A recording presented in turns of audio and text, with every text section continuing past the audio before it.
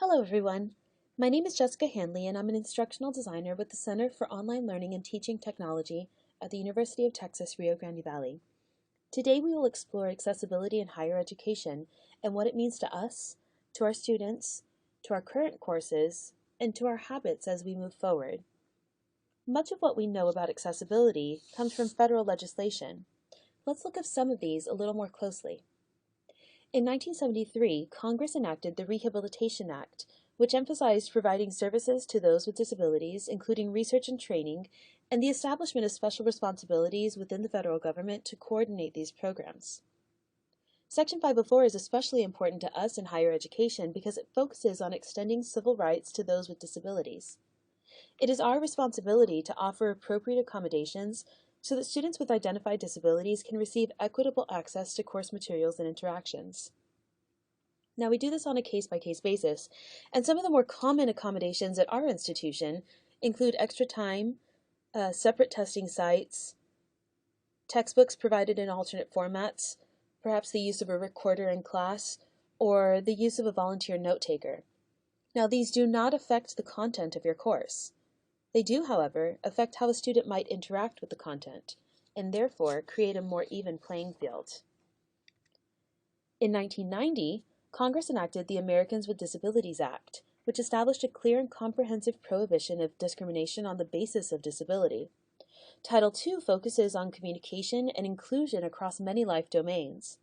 It is especially important to us so that we make reasonable modifications to our practices to avoid discriminating against those with disabilities.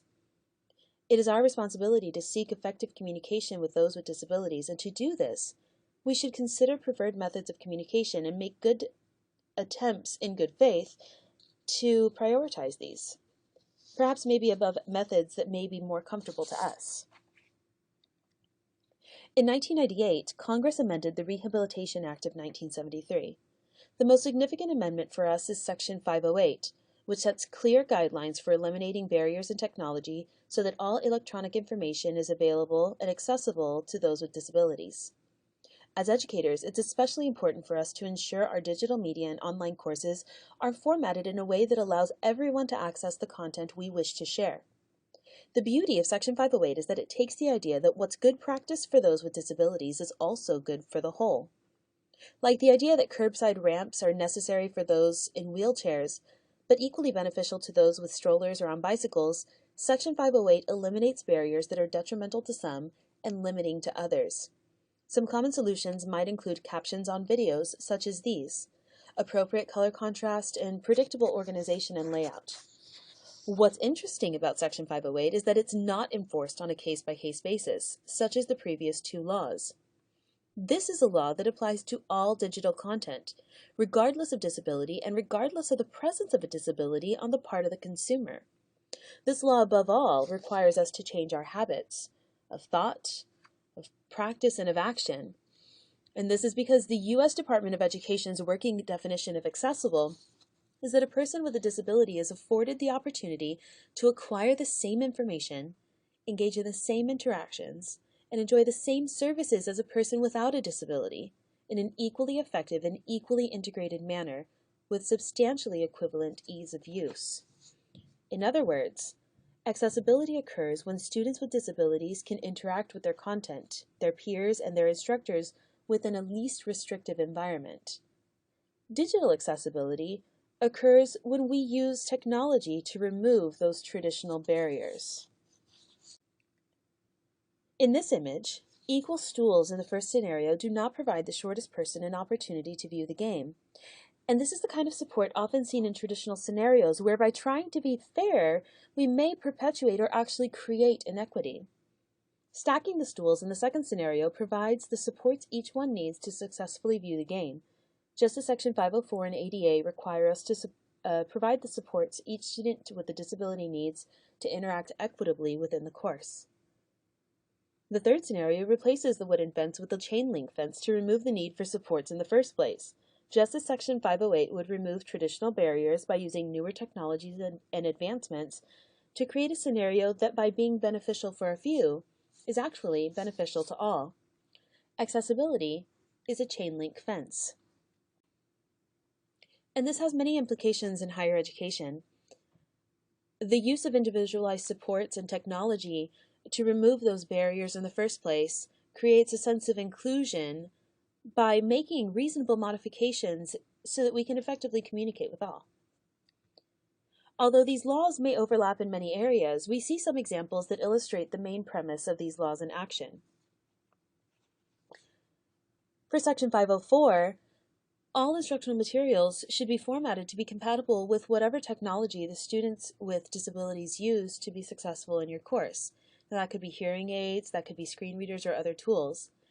For Section 508, we're looking for things like consistent and predictable navigational order. Now, using this, especially coupled with icon and text, these are crucial for students with Asperger's, but these modifications are actually beneficial to all. For ADA, since we're talking about discrimination, let's take the case study of a legally blind student who's enrolled in a math course where the instructor requires students to submit videos of themselves solving missed test items for credit.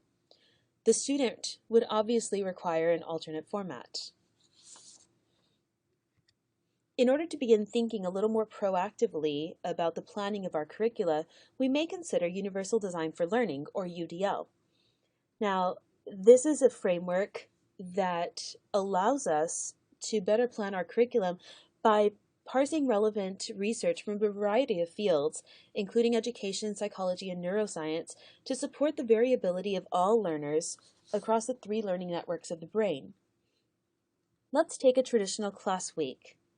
Dr. John Doe has provided assigned readings, a lecture with a PowerPoint presentation, an assignment, and a weekly quiz.